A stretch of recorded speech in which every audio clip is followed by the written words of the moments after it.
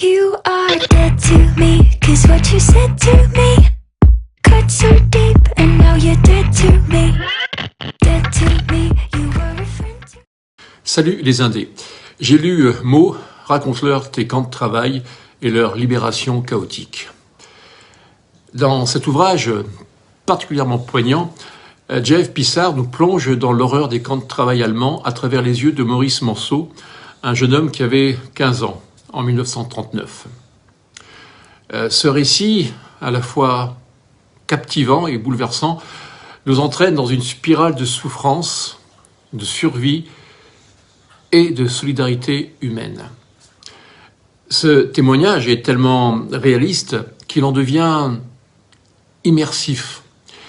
Dès les premières pages, le lecteur est comme happé par la réalité brutale de la guerre.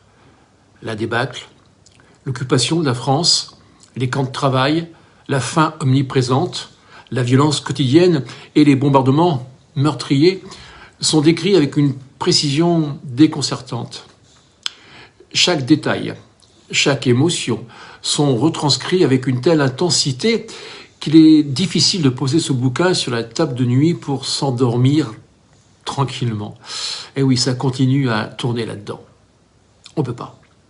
On ressent trop la faim dévorante, la peur constante, l'impression de vivre sa dernière minute, la souffrance des gens, l'injustice de la mort qui frappe tout le monde, hommes, femmes et enfants, et aussi l'espoir ténu d'une libération hypothétique. Et puis, couronnant le tout, il y a cette description très forte de l'humanité face à l'inhumain. Ouais, c'est ça. Ce qui rend ce témoignage particulièrement puissant, c'est la manière dont Pissarr met en lumière la solidarité et la fraternité qui naissent au cœur même de l'horreur. Malgré les conditions inhumaines, Maurice et ses compagnons de misère trouvent en eux la force de s'entraider, de se soutenir mutuellement. Cette humanité qui émerge du chaos et du mal absolu est un véritable hommage à la résilience de l'esprit humain. Ouais.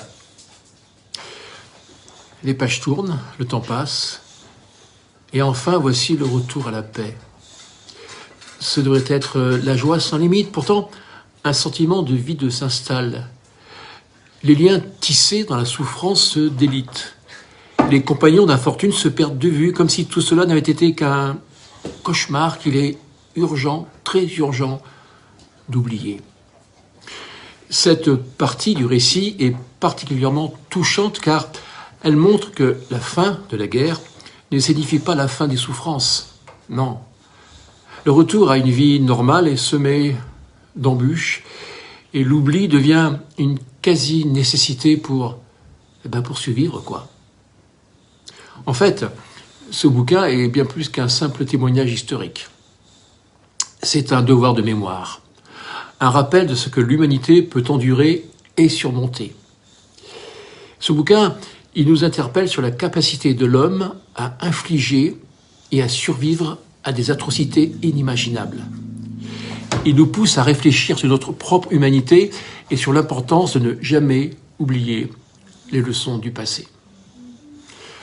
En conclusion, Jeff Pissarr signe ici un ouvrage d'une rare intensité, à la fois déchirant et inspirant. Un livre à lire absolument pour comprendre la profondeur de l'âme humaine face à l'adversité.